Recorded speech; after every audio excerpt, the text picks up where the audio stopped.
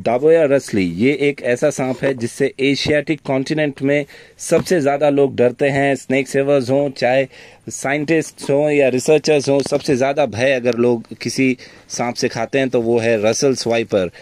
क्यों ये इतना डेडली है अमित जी? ये बहुत ज़्यादा डेंजरस इसलिए समझा जाता है क्योंकि अव्वल तो सबसे पहले इसका टेम्परामेंट जो है बाकी सांपों से थोड़ा अलग है।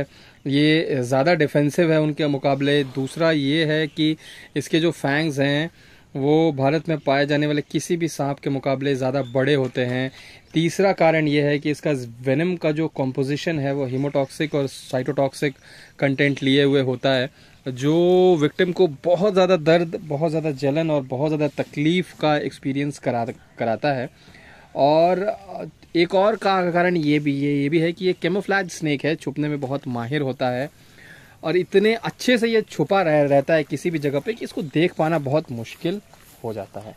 पानी के आसपास रसल्स वाइपर की मौजूदगी बहुत कम देखी गई है। इसे पानी वैसे ज़्यादा पसंद नहीं होता, लेकिन यहाँ ये मूव कर रहा है, तो क्या ऐसा हो सकता है कि अपनी स्किन से कुछ अमाउंट ऑफ वाटर अब्जॉर्ब करना चाह रहा हो?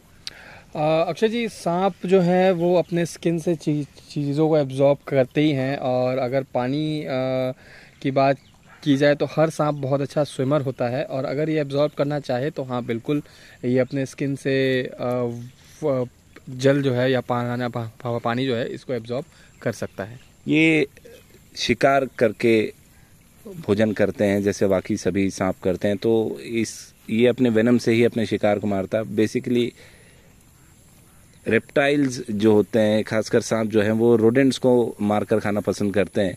एक हमारे व्यूअर थे, उन्होंने पूछा था कि क्या रसल्स वाइपर भी ऑफियोफैगी जैसा बिहेवियर शो करता है?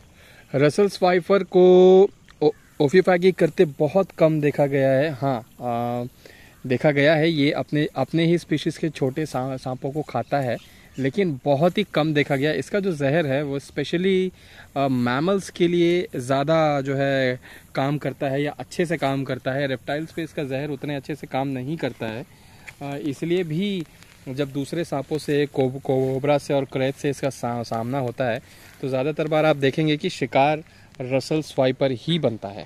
मनोज जी, आपने इसे रेस्क्यू किया था, तो रेस्क्यू करते समय एक रसल्स वाइपर कई बार होता है कि अपने डिफेंसिव पोस्चर में बहुत तेज़ी से चला जाता है, तुरंत कॉइल अप हो जाता है और हिसिंग का जो टिपिकल आवाज़ है वो निकालने लगता है। तो ऐसी सिचुएशन में क्या करना चाहिए?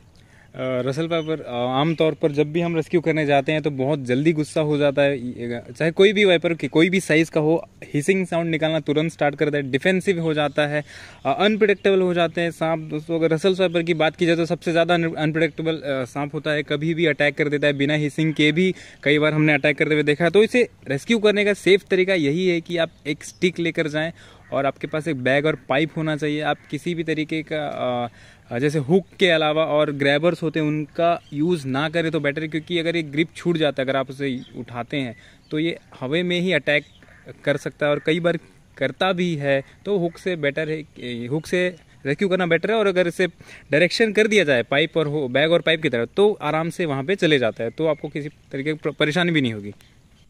अमित जी, रिसेंट एक वीडियो हमने अपलोड किया था वुल्फ स्नेक का, जहां वो स्किंक को खा रहा था, तो एक जो व्यूअर थे वो काफ़ी नाराज़ लग रहे थे।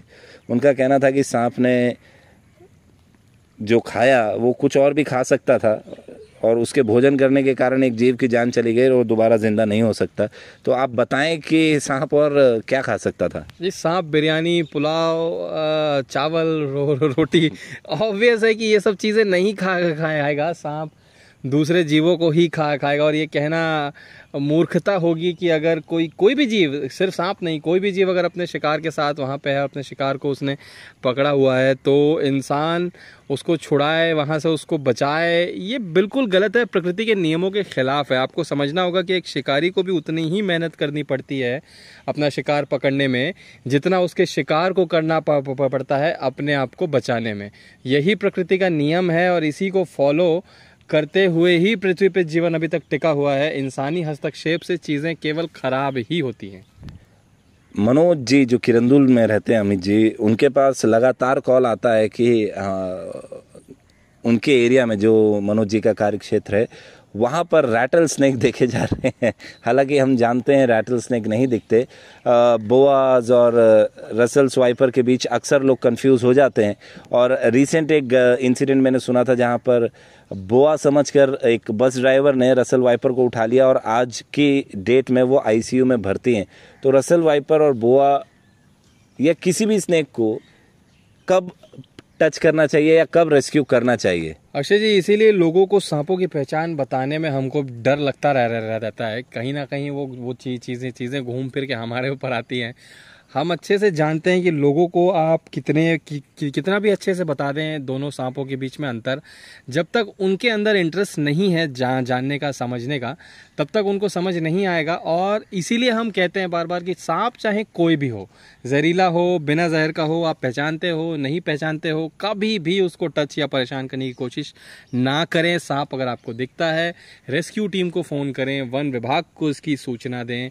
कभी भी खुद से उसको हटाने, निकालने, पकड़ने का प्रयास ना करें। मॉनिटर को कोमरोड बताने वालों पर कोई आपका स्पेशल टिप्पणी अगर होगी तो इस पे तो केवल इतना कहा जा सकता है कि सो कॉल्ड स्नेक सेवर्स भी हमारे यहाँ बहुत ज़्यादा मात्रा में आ गए हैं, जो मॉनिटर लेजर्ड को कोमोडो ड्रैगन या कभी कभी कोमरोड भी बता देते। तो कोमरोड क्या है पता नहीं, शायद मैं भी नहीं जानता हूँ। ये कोई नया स्पीशीज़ का जीव हो सकता है। लेकिन हंसी मजाक एक तरफ, ऐसे कई सारे लोग हैं जो बगैर जाने बगैर समझे केवल लोगों में भय व्याप्त करने के लिए, लोगों में ये संदेश पहुंचाने के लिए कि देखो हम कितना बड़ा काम कर रहे हैं, वो कोई भी आईडी बता देते हैं। ऐसा नहीं होना चाहिए। पहले आपको उसकी समझ होनी चाहिए, जानकारी होनी चाहिए, और लोगों को सही जानकारी देना हमारा कर्तव्य है। तो दोस्तों, सही जानकारी के लिए सब्सक्राइब करें टीम एशियन प्रकृति और हम। आज के वीडियो में दोस्तों इतना ही। जय हिंद, वंदे मातरम।